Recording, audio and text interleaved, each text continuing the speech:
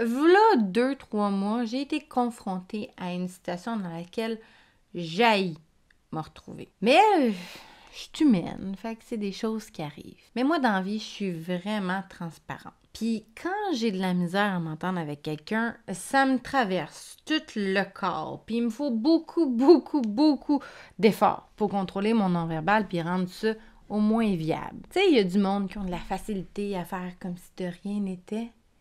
Ben moi, je fais pas partie de ce monde-là. S'il y a quelque chose qui me déplaît, il y a genre tous les organes de mon corps qui veulent crier à la personne que je suis pas capable, que ça n'a pas de crise de bon sens ce qu'elle dit ou ce qu'elle fait. Puis ben là, les mots poussent pour sortir. Mais je peux pas faire ça. Parce que, je sais vivre, puis surtout, je le sais que la personne, en réalité, a rien à voir avec ma réaction. Il y a quelque chose qu'elle fait, oui, qui est un trigger interne pour moi, mais c'est à moi de me gérer. Puis ça peut arriver avec des collègues ou des employés. Ça arrive qu'on n'aime pas tout le monde, puis qu'on tombe en conflit. Tu sais, quelqu'un qui fait juste respirer, puis tu roules les yeux parce qu'il aurait pas dû prendre une bouffée d'air à ce moment-là. Ça nous arrive tout, peu importe la position qu'on occupe. Puis là, si tu m'écoutes, puis que tu te reconnais pas là-dedans, t'as peut-être compris un hack de la vie que moi, j'ai pas compris. Mais bon, je te partage ma réalité, puisque je vois beaucoup avec les gens qui viennent en consultation avec moi, puis les personnes que j'ai gérées ou que je côtoie au quotidien. Fait qu'aujourd'hui, je te jase de 5 stratégies de régulation pour t'aider quand tu t'entends pas avec un employé ou un collègue. Bienvenue à mon nouvel épisode de podcast Ambitieuse.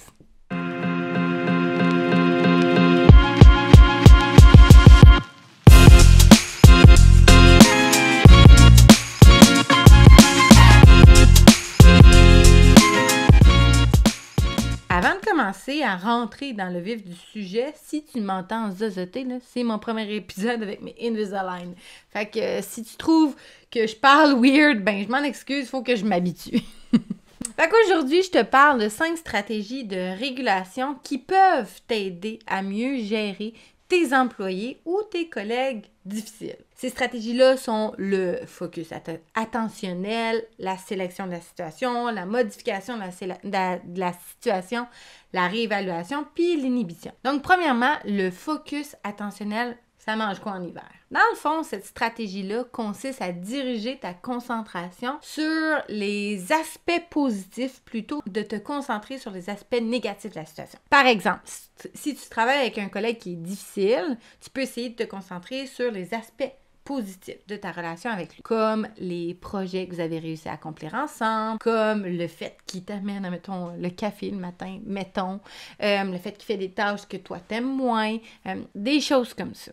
Mais des fois, c'est plus fort que nous, on trouve rien de positif. Fait que la deuxième stratégie que je te propose, c'est la sélection de la situation. Ça consiste à choisir les situations dans lesquelles tu interagis avec tes collègues difficiles, tes collègues ou tes employés difficiles. Par exemple, si tu sais que tu as du mal à travailler avec une personne en particulier, tu peux essayer d'éviter les situations de travail où vous êtes obligé de travailler ensemble, ou tu peux essayer de travailler avec elle dans des contextes différents pour voir si ça améliore votre interaction ou si ça améliore votre dynamique à cause du contexte qui est différent. Tu sais, il n'y a rien de mal à se connaître puis à sélectionner les moments dans lesquels, oui, c'est nécessaire de travailler avec cet employé-là ou ce collègue-là pour atteindre un but commun, mais de restreindre les interactions au minimum quand on sait qu'on est porté à réagir négativement face à cette personne-là. Ici, si tu es en charge d'une équipe puis que le conflit est avec ton employé, je te recommande d'utiliser cette stratégie-là en dernier recours. Parce que cette stratégie-là va avoir un impact puis des répercussions sur l'ensemble de l'équipe et sur ton employé. Donc, cette stratégie-là, si tu es dans une position de leadership, c'est quand tu sais vraiment plus comment te gérer toi-même face à cette personne-là. Donc, ta dernière solution, c'est d'éviter le plus possible cette personne-là. La troisième stratégie que je te propose, c'est la modification de la situation. Ça consiste à changer la situation elle-même pour qu'elle soit plus confortable pour toi. Par exemple, si tu as du mal à travailler avec un collègue parce qu'il est bruyant, il parle fort, il prend de la place, ben tu peux essayer de demander de changer de bureau, tu sais, pour avoir une meilleure acoustique ou être plus tranquille, tu sais. Fait que ça, c'est une façon de modifier la situation. Ma quatrième stratégie que je te propose, c'est la réévaluation. Ça consiste à changer ta perception de la situation. Par exemple, si tu as des préjugés, si tu as des idées préconçues sur un collègue ou un employé, ben tu peux essayer d'aller y poser des questions pour te faire ta propre idée puis apprendre à mieux connaître la personne pour aller valider ou invalider ta perception que tu avais au départ. Ça va t'aider à voir la situation sous un nouvel angle, puis peut-être potentiellement améliorer ta relation. Et finalement, la dernière stratégie que je te propose, c'est l'inhibition.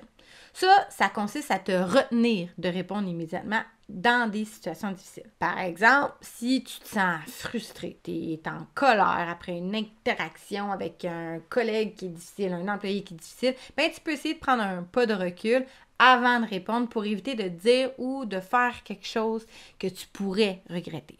Personnellement, c'est souvent cette stratégie-là que j'utilise. Quand je sens qu'il y a quelque chose qui m'enflamme là, en dedans, j'hésite pas à faire un pas de recul pour me permettre de cool down un peu. Puis une fois que je suis plus calme, ben j'essaie de réévaluer la situation ou de modifier mon focus intentionnel. Mais bien franchement, je me promène souvent d'une stratégie à l'autre, puis ça m'aide. Ça marche pas tout le temps, mais ça m'aide. Fait en conclusion, les 5 stratégies de régulation peuvent t'aider à mieux gérer les employés ou les collègues qui sont difficiles. Que tu te concentres sur les aspects positifs de la situation, que tu choisisses les situations dans lesquelles tu interagis, que tu modifies la situation elle-même, que tu changes ta perception de la situation ou que tu te retiennes de répondre immédiatement, bien ces stratégies-là peuvent te permettre de mieux gérer les relations difficiles au travail. Et voilà! J'espère que cet épisode-là a été utile pour toi si tu es en situation de conflit puis que ça va t'aider à mieux gérer tes relations. Si tu as aimé cet épisode-là, je te rappelle que la meilleure façon de m'encourager, c'est de mettre un petit pouce si tu m'écoutes sur YouTube, de t'abonner aussi sur mes différentes plateformes YouTube, TikTok, Instagram, Facebook.